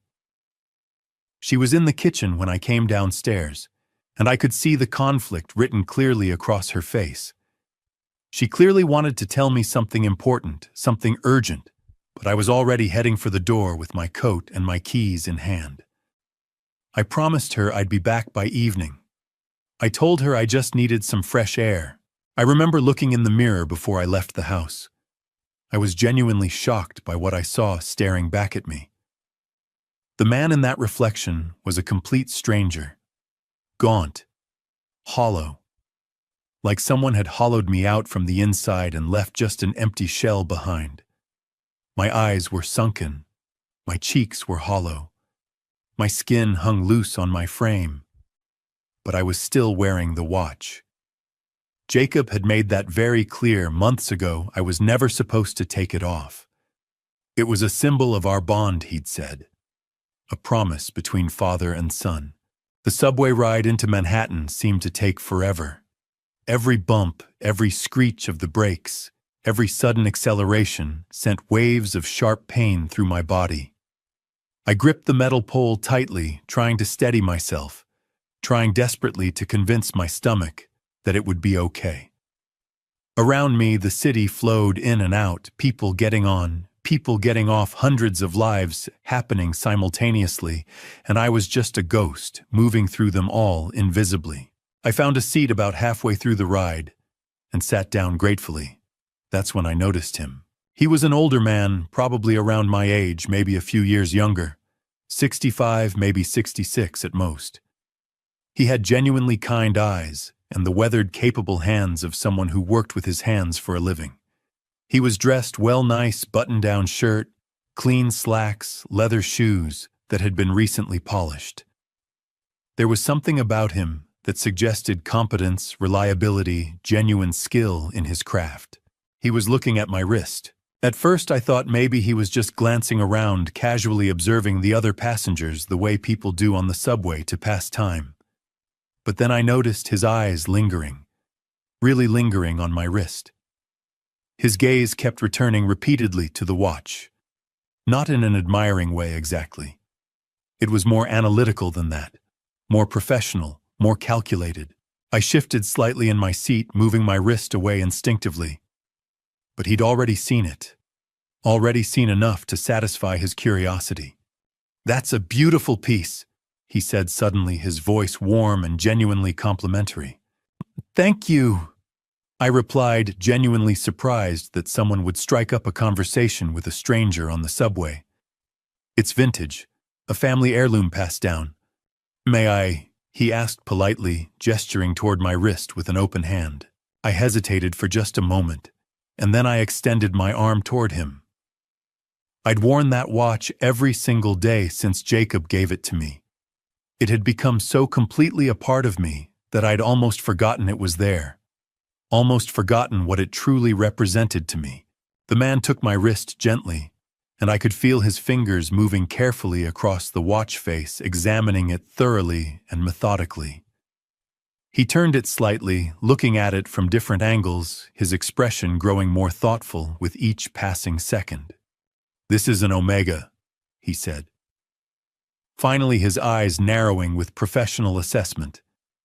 "Vintage 1960s, if I'm not mistaken. Beautiful condition overall, but something's definitely off about it." My heart gave a strange little flutter. "Off? What do you mean exactly?" "The casing," he said, his eyes narrowing further. "It's been modified recently. Someone's opened this up and done some deliberate work on the inside. See here." He pointed carefully to a barely perceptible line around the edge of the casing. "That's not original. That's been done very recently by someone with skill." I felt something cold move slowly down my spine. I didn't say anything. I couldn't say anything. My throat had gone completely dry. "I'm Robert, by the way," the man said, releasing my wrist gently. "I'm a jeweler by trade. Spent 40 years working with watches and fine jewelry, and I can tell you with absolute certainty that whatever's been done to this piece is highly unusual. Very unusual indeed." "What do you mean?" I asked, my voice coming out hoarse and strained. Robert's expression grew noticeably serious. He leaned closer, lowering his voice so only I could hear him. "I mean, sir, that this isn't just a watch anymore. Someone's converted this into something else entirely. Something that's been designed to release something slowly. Very slowly. Over an extended period of time."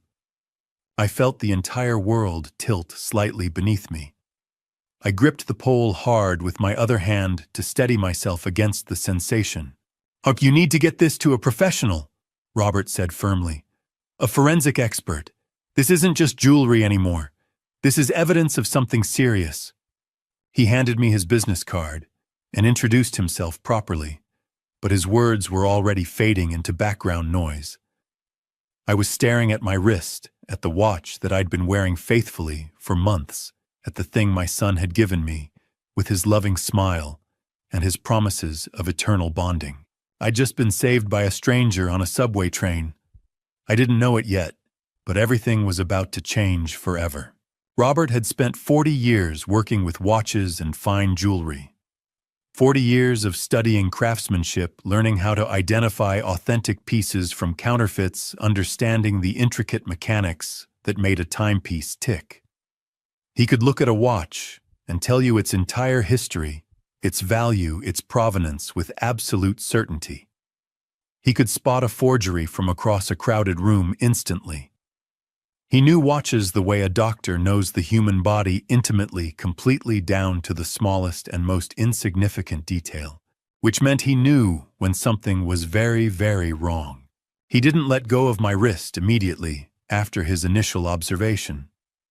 Instead, he continued studying the watch with intense concentration, his weathered fingers moving carefully across the surface with the precision of someone accustomed to delicate work. I could see him cataloging information, methodically processing what he was seeing, comparing it against 40 years of accumulated experience and deep knowledge. This is remarkable work," he said finally, his voice quiet and measured. "Whoever did this knew exactly what they were doing. This isn't amateur hour. This is professional, meticulous, dangerous." "I don't understand what you mean," I said, confusion flooding through me. "That's because you're not supposed to understand," Robert replied carefully. He looked up at me, his kind eyes now serious and deeply concerned. Mr. Harrison, may I ask you something rather personal? How long have you been wearing this watch consistently? About 4 months, I answered. Ever since Father's Day, actually. Robert nodded slowly, as if something important had just clicked into place for him. And have you been feeling unwell for approximately the same amount of time? The question caught me completely off guard. How could this stranger possibly know about my illness? How did you— Lucky guess, Robert said. But it wasn't a lucky guess at all. I could see it clearly written across his face. He already knew something significant that I didn't. Something important. Can you take this watch off? He asked, gesturing gently to my wrist. I'd like to examine it more thoroughly. I unfastened the clasp carefully and handed the watch to him. It felt strange and disorienting releasing it from my wrist after wearing it every single day for months. It felt like removing a piece of myself, like losing a part of my identity. Robert held the watch up to the light streaming through the subway car windows. He examined it from every conceivable angle, turning it slowly and deliberately, his eyes narrowing as he studied something specific I couldn't see or understand. Feel this, he said, pressing the watch into my palm once more. Feel the weight carefully. I held it, turning it in my hands, waiting desperately to understand what he meant. For a watch this particular size, Robert explained patiently, this weight is completely wrong. It's heavier than it should be by a significant margin. Much heavier. There's something inside this casing that shouldn't be there. Something added deliberately. He took the watch back from me carefully. Then very deliberately and with obvious expertise, he applied precise pressure to a specific point on the edge of the casing. I heard a soft, almost imperceptible click, and then impossibly, the watch face clicked open like a tiny door revealing its secrets. I stared at it in absolute shock. The watch was open, revealing not the normal mechanical innards of a traditional timepiece, but something else entirely. Something that made my blood run cold immediately. A small glass vial, about the size of my pinky finger, filled with clear, transparent liquid. Oh my God! I whispered, my voice barely audible. Exactly, Robert said quietly, his expression deeply grave and concerned. Mr. Harrison, I don't know precisely what's in this vial. I don't know exactly what you've been exposed to over these months. But I can tell you with absolute certainty that this is not a watch. This is a delivery mechanism. A very sophisticated and deliberately engineered one. What do you mean by delivery mechanism? My voice sounded strange to my own ears, like someone else was speaking through me. Like this was happening to someone else, not to me. I mean, Robert said slowly and deliberately, that someone has converted this watch into a container designed to release whatever is inside it very gradually, over an extended period of time. The casing has micro-perforations, tiny holes that allow the contents to escape slowly into the environment, probably through direct skin contact. You've been in close, constant contact with this vial for 4 months. Whatever's inside it, you've been absorbing it steadily. Day after day, the subway car seemed to spin around me in nauseating circles. I gripped the metal pole with all my strength, trying desperately to stay upright against the dizziness and horror. Iko, this is completely wrong, Robert said, and I could hear the urgency in his voice now. It was no longer professional concern. It was alarm. This is premeditated. This is calculated. This is intentional. Someone gave you this watch knowing exactly what would happen to you, and that's not possible, I said, but even as I said it, I knew it was true. Everything suddenly made horrible, terrible sense. The nausea every morning, the weight loss that wouldn't stop, the hair falling out in clumps, the rashes appearing on my skin, the doctors finding absolutely nothing wrong despite all their tests. It wasn't an illness. It was poisoning. Deliberate, methodical, carefully planned poisoning. My son had given me this watch. Who gave you this watch? Robert asked, though I suspected he already knew the answer. My son. I said, my voice barely above a whisper, as if speaking it out loud might make it more real. My son gave me this watch. Robert's expression changed immediately. His professional concern shifted into something deeper, something darker. Alarm. He looked at me with a mixture of genuine sympathy and urgent concern. Mr. Harrison, he said carefully and deliberately, I need you to listen to me very carefully. Every word matters. You need to get this watch to the police immediately. You need to tell them everything that's happened, and you need to get medical attention right away. Whatever's in this vial, it's been slowly accumulating in your system. That's why you've been so sick. That's what's been destroying you. I felt the walls closing in on me, suffocating me. My son, the watch, the promise of love, the words about our bond. All of it replaced by something dark and calculated and evil. I can't, I said numbly. You have to, Robert replied firmly. Your life depends on it. And in that moment, sitting on a subway train with a stranger who'd somehow become my savior, I realized that my entire life had just changed fundamentally. Everything I thought I knew about my family, about my son, about the watch, and what it represented, all of it was a lie. A carefully constructed deception. All of it had been poison. Robert began to explain what he was seeing, his voice careful and measured, but there was no way to soften what he was about to tell me. This liquid, he said, turning the vial slightly in the light. I've seen something like this before. Not often, but I've encountered it. This appears to be thallium, or a thallium compound of some kind. The words didn't make sense at first.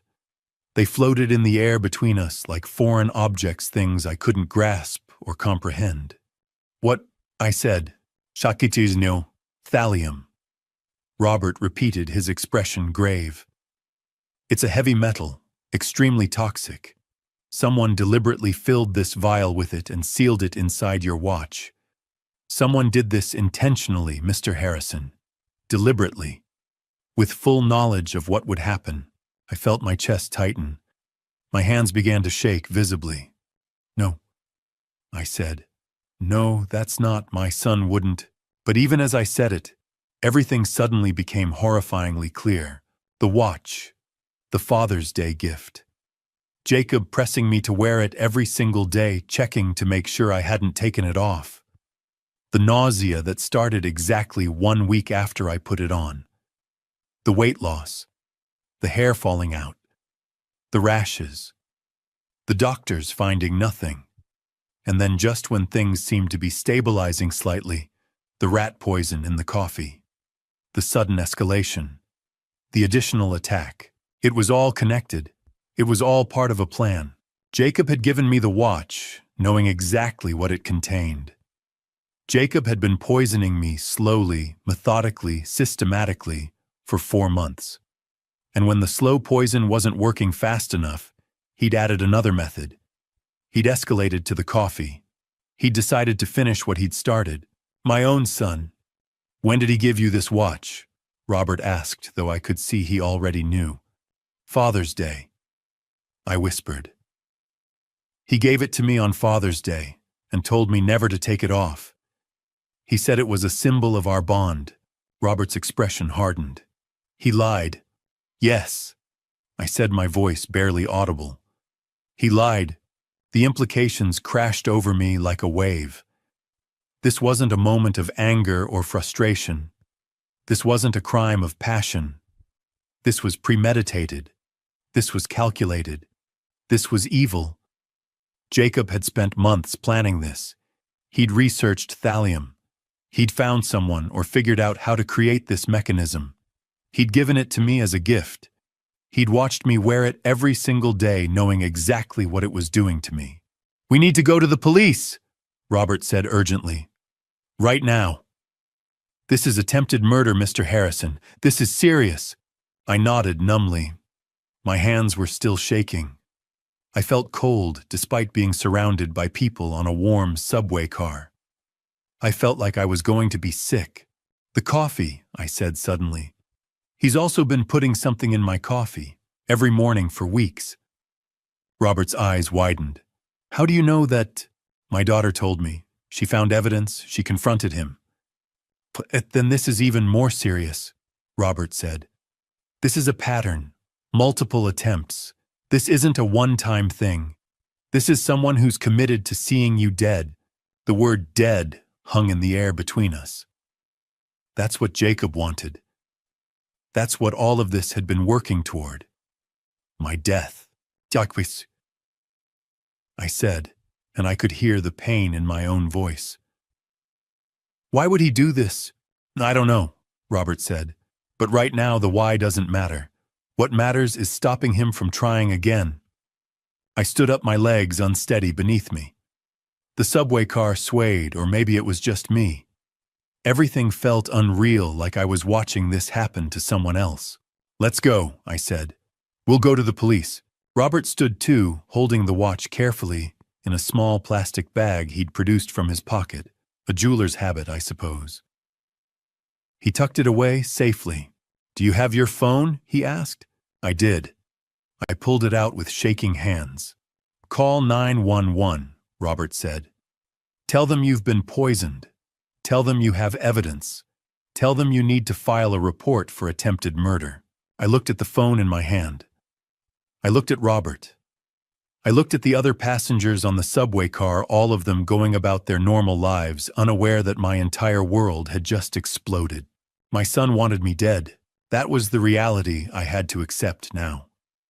Jacob Harrison, the man I'd raised, the man I'd provided for the man I'd loved, he wanted me dead badly enough to go through months of careful planning, research, and execution. He wanted my death so much that he was willing to risk getting caught.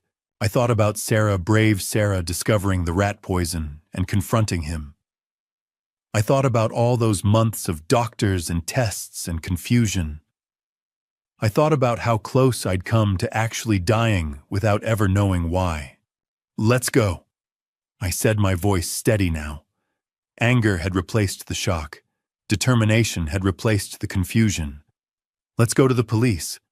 Let's make sure he never has the chance to hurt anyone else ever again. As we exited the subway car, I made the call. My voice was calm. My hands had stopped shaking. I knew exactly what I needed to do now. And for the first time in months, I felt like I might actually survive. Before I reveal what changed everything, pause for just a second and let me know you're still here. Comment "watch" if you're listening closely, or simply type 1 if you're staying with me through this moment. What happens next shifts the entire story. Also, a quick note before we continue: the next part includes dramatized elements and adapted details for storytelling and educational purposes. If you'd rather not hear that portion, you're welcome to step away now. Michael decided to go straight to the police station, without any hesitation. Robert was beside me every step of the way. We exited the subway and hailed a taxi, Robert carefully clutching the plastic bag containing the watch and the vial. Neither of us spoke much during the ride. There wasn't really anything to say. Everything that needed to be said had already been revealed on that subway car. Now it was time for action. Now it was time for the authorities to take over. The precinct was busy when we arrived.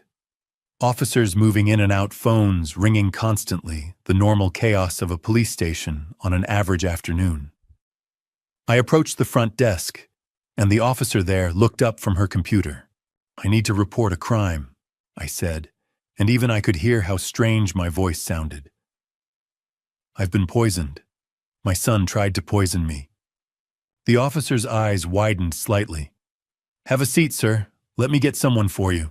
Within minutes, I was in an interview room with Detective Maria Santos, a woman in her 50s with sharp eyes and a notebook. She listened carefully as I told her everything. I started from the beginning. The watch on Father's Day.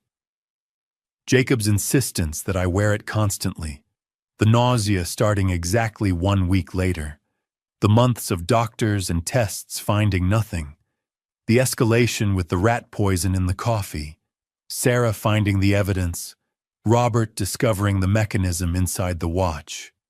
The thallium. Detective Santos wrote everything down meticulously occasionally, asking clarifying questions. When I mentioned Sarah, she made a note to contact her as well. "Do you have the watch?" she asked. I gestured to Robert, who carefully removed it from the plastic bag and placed it on the table between us. Detective Santos stared at it, then looked at me. "This is extraordinary," she said quietly. "I've been a detective for 23 years and I've never seen anything like this." "It's extremely sophisticated," Robert added. "I've been working with watches for 40 years, and I can tell you this required significant skill and knowledge to construct. Someone spent considerable time planning this." "Can you document what you've observed?" Santos asked Robert. "Of course," Robert replied. "I can provide a detailed analysis of the mechanism and the vial. I can testify about it if needed." Santos nodded and made more notes. She called another officer into the room. "I need this watch secured and sent to the lab, evidence collection. This is potentially a poisoning case." Over the next 2 hours, I underwent a blood test. A nurse came in and drew samples. Detective Santos explained that they would analyze my blood to determine the concentration of thallium in my system and how long it had been accumulating. "Your blood work will help us establish a timeline," she said. "It will show exactly when the poisoning began and how much you've been exposed to. It's crucial evidence." She also took detailed statements from both Robert and me. Robert provided his professional assessment of the watch mechanism in writing.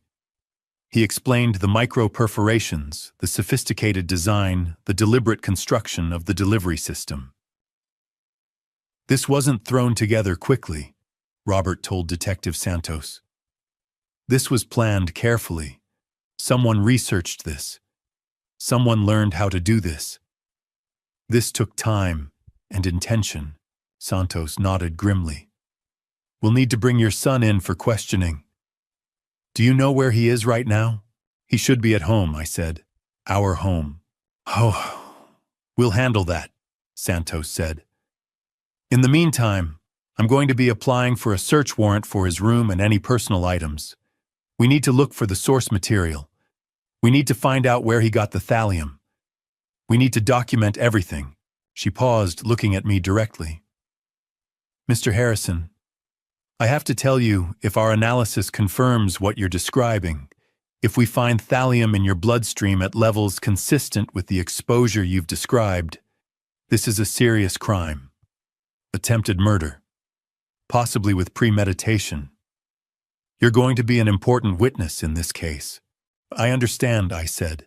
"Hakiwan, we're also going to need to interview your daughter," Santos continued.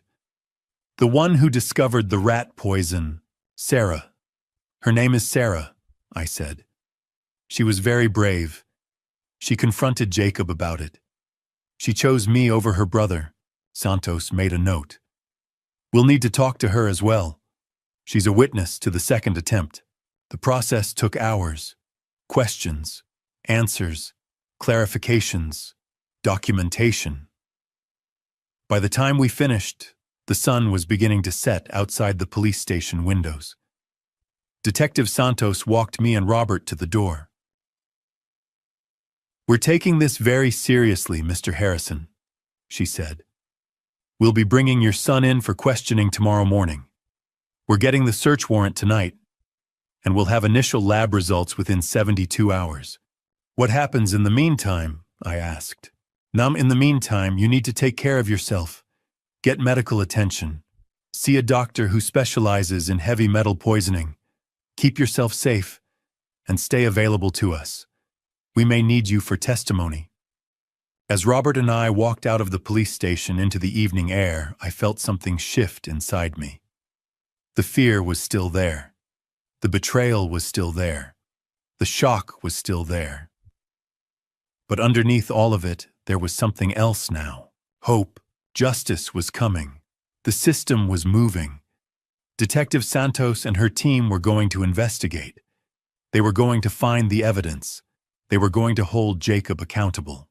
Jacob had no idea what was happening. He had no idea that his sister had found him out. He had no idea that a stranger on a subway had discovered his carefully constructed trap. He had no idea that his father had just walked into a police station and provided every detail of his crimes. He had no idea that his time was running out.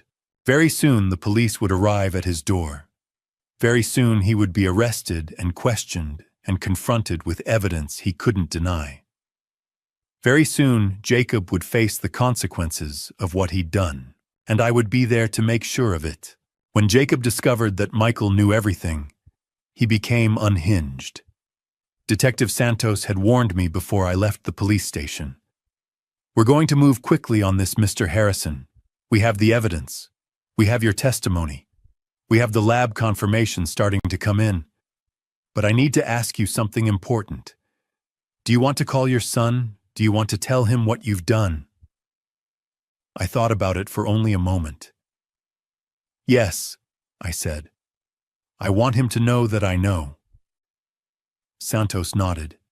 "That's your choice. Just be aware that this might prompt him to do something unpredictable.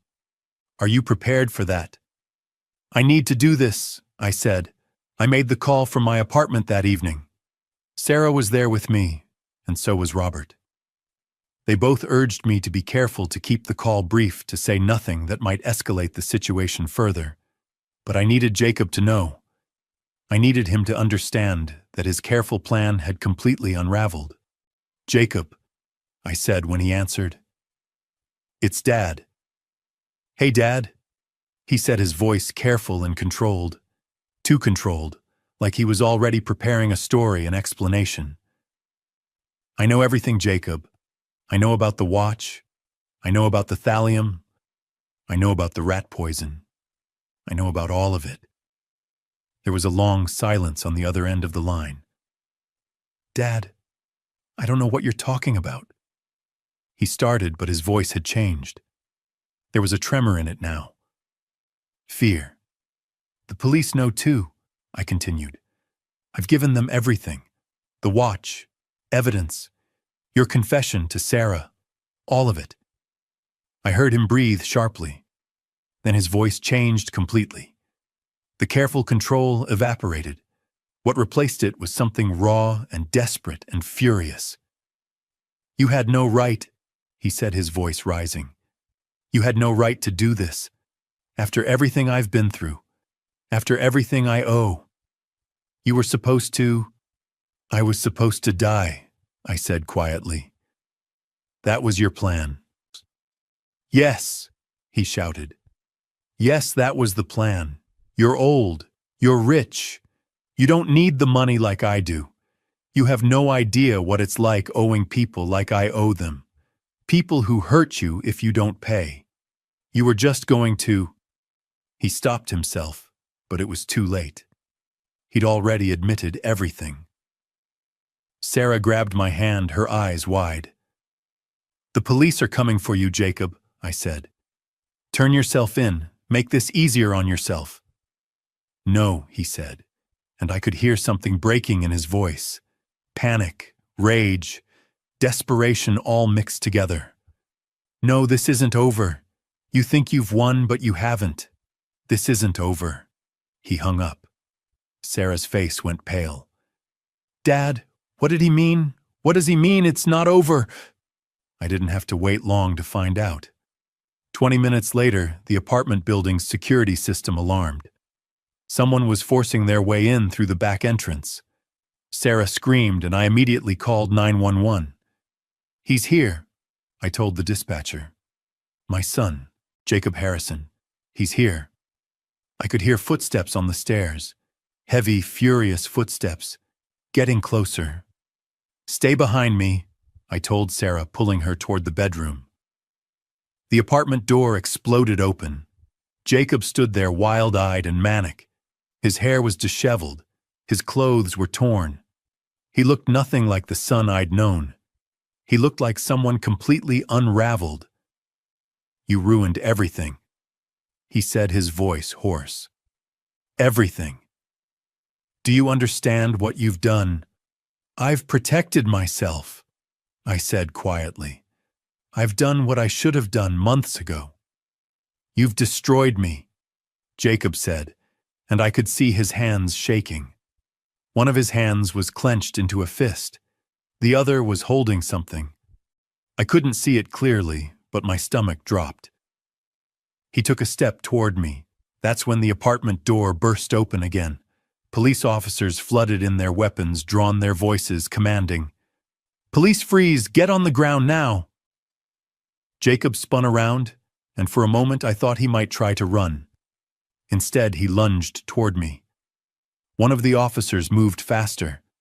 She tackled Jacob to the ground with practiced efficiency, his body slamming against the floor with a force that drove all the air from his lungs. "Don't move," the officer commanded. "Don't even breathe hard." Jacob was screaming incoherently, struggling against the officer's grip. They had him restrained in seconds, handcuffs, the whole procedure. Detective Santos emerged from the hallway, her expression grim. "Are you all right?" she asked me. I nodded numbly. "We've been monitoring your son since you called," Santos said. "We knew what he was likely to do. We were positioned outside waiting. He made a serious mistake coming here." "What's he holding?" I asked, pointing to the object that had fallen from his hand during the struggle. One of the officers picked it up carefully. It was a knife, a large kitchen knife with a blade at least 6 inches long. "He was going to try to finish what he started," Santos said quietly. "With this." Jacob was being led out of my apartment now, still screaming, still struggling, completely lost to rage and desperation. The police officers moved him efficiently toward the stairs. As he was being led past me, he turned his head and looked at me with an expression of pure hatred. "I hope you die," he snarled. "I hope you suffer for the rest of your life. I hope you regret this every single day." "I regret that I raised you," I said quietly. "But I don't regret saving myself." Sarah was crying beside me, her entire body shaking. Robert put his arm around her shoulders, offering what comfort he could. Detective Santos turned to me. "Your son is now under arrest for attempted murder, attempted homicide, and assault with a deadly weapon. You did the right thing, Mr. Harrison. You protected yourself and your daughter. And now you've protected everyone else from him as well." "Will he go to prison?" Sarah asked, her voice small. "Almost certainly," Santos said. "What he's done, the premeditation, the multiple attempts, yes. He's going to prison for a long time." As the police officers led Jacob away, I felt something release inside me. The fear, the uncertainty, the constant danger, it was finally over. Jacob was in custody. He couldn't hurt me anymore. He couldn't hurt anyone. Justice wasn't just coming anymore. Justice had finally arrived. Justice had finally been served. The trial lasted 3 weeks. Detective Santos presented the watch, the vial of thallium, and the lab results showing poison in my bloodstream. Robert testified about the sophisticated mechanism inside the watch, deliberate, engineered, intentional. The forensic pathologist explained how thallium accumulates over months, causing exactly the symptoms I'd experienced.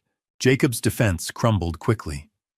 His own search history revealed he'd researched thallium and poison delivery mechanisms.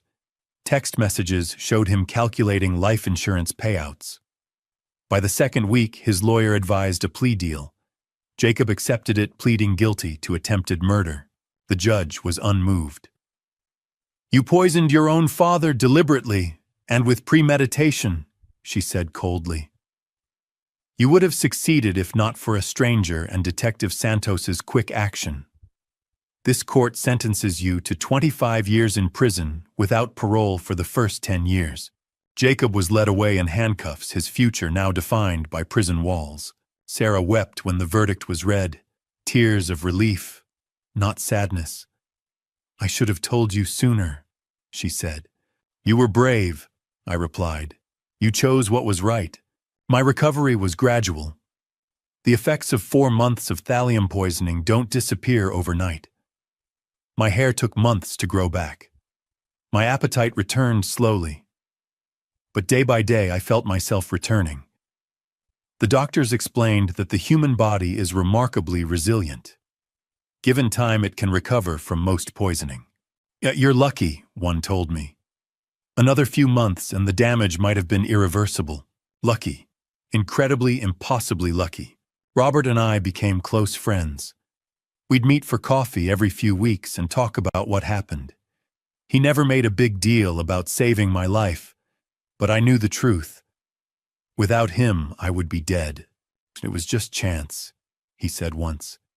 "I just happened to be on that subway at that exact moment." "No," I told him. "It was more than luck. It was fate." Sarah and I rebuilt our relationship. We had dinner together every Sunday, talking about her life, my recovery moving forward. One evening, 6 months after Jacob's sentencing, Sarah asked, "Do you forgive him?" "And I forgive him."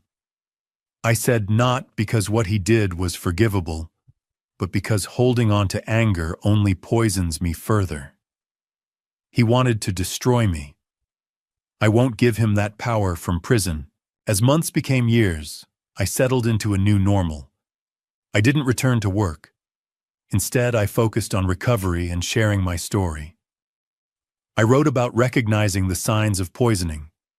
I spoke to groups about trusting instincts and listening to people who notice things we miss. Because that's the real lesson: how easily we ignore small signs. How often we dismiss our instincts because we don't want to believe the worst of people. How important it is to pay attention. I kept the watch in a safe deposit box. I couldn't throw it away. It was evidence, but more importantly, a reminder. A reminder of how close I came to death. A reminder of how lucky I was. A reminder of how a complete stranger changed my life. Robert once said that if he hadn't been observant, if he hadn't spent 40 years learning to see things others missed, I would be dead. He's right. Life is fragile. Trust is precious. And sometimes the people we love most are capable of terrible things. But sometimes a stranger on a train can save your life. Sometimes justice does prevail. Sometimes recovery is possible. And sometimes you're given a second chance. If Robert hadn't been on that subway at that exact moment, if he hadn't looked at my watch, if he hadn't recognized something was wrong, I wouldn't be here now. Looking back now, I realize my biggest mistake wasn't loving too deeply. It was ignoring the quiet warnings that tried to protect me. I believed loyalty meant silence. I believed endurance meant strength. If you're listening to this, don't be like me. Don't wait until your body or spirit is already breaking before you question what feels wrong. This family story reminds me that danger doesn't always arrive violently. Sometimes it arrives wrapped in familiarity. Many grandpa stories are born from lessons learned too late, and mine became one of them. I believe God doesn't always intervene loudly. Sometimes God speaks through discomfort, through unease, through the people who dare to notice what we try to overlook. God placed my daughter in my life to see what I refused to see. And He placed a stranger in my path when I no longer trusted my own judgment. That belief is personal, but it guides how I live now. If there's one lesson I hope you take from this family story, it's this: never ignore patterns that harm you, no matter who they come from. Love should never require self-destruction. Too many grandpa stories confuse patience with wisdom, but wisdom knows when to stop. Real strength is choosing survival over denial. I don't share this family story to gain sympathy. I share it because grandpa stories like mine are meant to protect others from repeating the same mistakes. If this story made you reflect, leave a comment and tell me where you're watching from. If it might help someone you care about, consider sharing it. And if you value stories that explore truth, faith, and hard lessons, subscribing quietly supports this channel. Thank you sincerely for staying with me until the very end. And a gentle reminder before we continue upcoming stories may include fictionalized details shaped for educational and reflective purposes. If that's not what you're looking for, you're welcome to step away and choose content that feels more suitable.